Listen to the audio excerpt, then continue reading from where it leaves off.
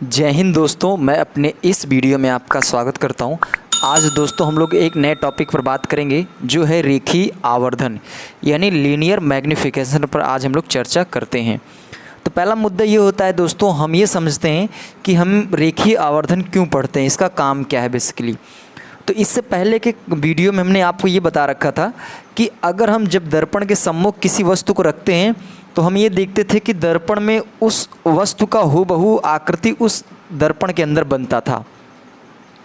तो हम ये इसमें समझेंगे कि अगर मान लीजिए किसी दर्पण के सम्मुख वस्तु को रखते हैं और उसका दूसरा रूप उस दर्पण में बनता है तो कितना गुना बड़ा, कितना गुना छोटा या फिर कितनी दूरी पे बन रहा है, कितनी कम दूरी बन रहा है, इसी का कैलकुलेशन करने के लिए हम लोग रेखीय आवर्धन का यूज करते हैं।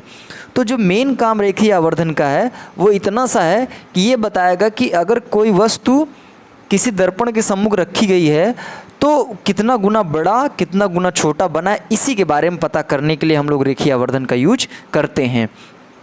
सपोज दैट मैं एग्जाम्पल के थ्रू आपके समझाने का प्रयास करूँ। मान लो ये एक मिरर है, ठीक है, ये एक मिरर है और इसके सम्मुख एक बॉडी को मैंने रखा है। अगर मान लेता हूँ इस बॉडी की हाइट अगर 5 फीट है, ठीक है, और जब इसको मैंने यहाँ पे रखा तो इसमें इमेज जो इसका बना वो दोस्तों बन गया 15 फीट, यानी 5 फीट की थी और ये बॉडी का जो इमेज बना वो बन गया 15 फीट। आई मीन मैं कह सकता हूँ कि 15 का ये 3 टाइम्स यानी 3 गुना बना है। तो मैं कह सकता हूँ कि इसका जो आवर्धन क्षमता है, रेखीय आवर्धन है, वो 3 है क्योंकि 3 गुना बना है। अगर मान ली इसी तरह अगर ये इस बॉडी का अगर इमेज आपको 2.5 फीट बनता तो इसका मतलब मैं कह सकता हूँ कि इसका आधा गुना बना है, यानी इस रियल बॉडी का ये जो इमेज फॉर्म हुआ है वो आधा टाइम्स फॉर्म हुआ है। तो अगर मान लीजिए 15 फीट है, इसका मतलब 3 गुना बना है, और ये 2.5 फीट है, इसका मतलब कि वो आधा टाइम्स बना है। तो यहाँ पर लीनियर मैग्नीफिकेशन का काम ये होता है कि ये बताएगा कि अगर किसी वस्तु को दर्पण के सम्मुख रखते हैं तो उसका इमेज जो बन रहा है कितना गुना बड़ा और कितना छोटा बन रहा है, यही बताने का काम करता है रेखीय आवर्धन। आइए दोस्तों, अब रेखीय आवर्धन के संदर्भ में कुछ महत्वपूर्ण इंपॉर्टेंट फार्मूले होते हैं, आइए उनको मैं समझ लेता हूँ, उसके बाद मैं बात को आगे बढ़ाता हूँ। तो इसमें जो पहला नंबर जो रेखीय आवर्धन है दोस्तों, लीनियर मैग्नीफिकेशन, उसको हम m से रिप्रेजेंट करते हैं। तो m इज इक्वल टू होता है दोस्तों प्रतिबिंब की लंबाई, प्रतिबिंब की लंबाई जिसको मैं दोस्तों h डैश से रिप्रेजेंट करूँगा, अपॉन में होता है दोस्तों वस्तु की लंबाई, यानी इसको मैं दोस्तों h से रिप्रेजेंट करूँगा। तो एक फार्मूला तो ये मैं कह सकता हूँ कि यहाँ पे एक फार्मूला ये होगा। दूसरा फार्मूला दोस्तों ये भी मैं कह सकता हूँ कि m इक्वल टू प्रतिबिंब की दूरी, प्रतिबिंब की दूरी जिसको मैं v से रिप्रेजेंट करता हूँ, अपॉन वस्तु की दूरी जिसको मैं दोस्तों u से रिप्रेजेंट करता हूँ। तो ये भी एक फार्मूला यहाँ पे ड्राइव होगा।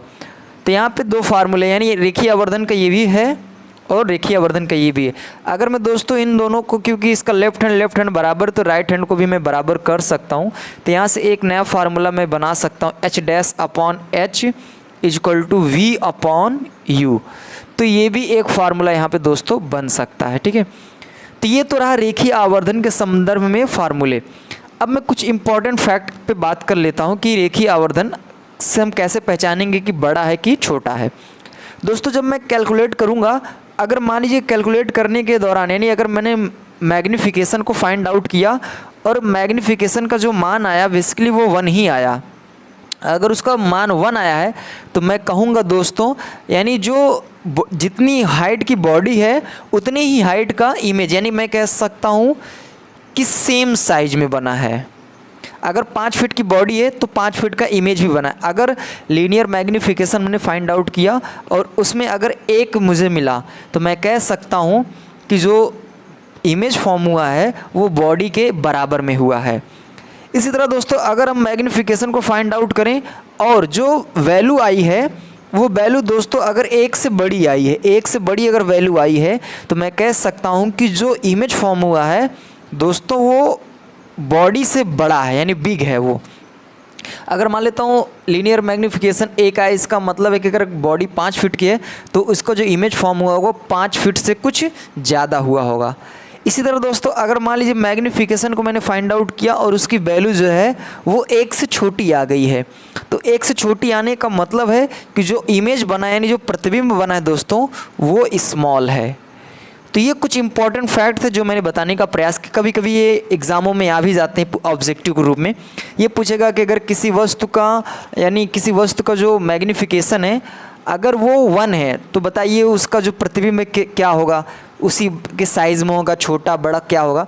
तो अगर मैग्नीफिकेशन 1 है तो सेम साइज होगा, अगर मैग्नीफिकेशन 1 से बड़ा है तो वो इमेज भी बड़ा होगा, और मैग्नीफिकेशन अगर 1 से छोटा है इसका मतलब उसका जो इमेज है वो छोटा होगा।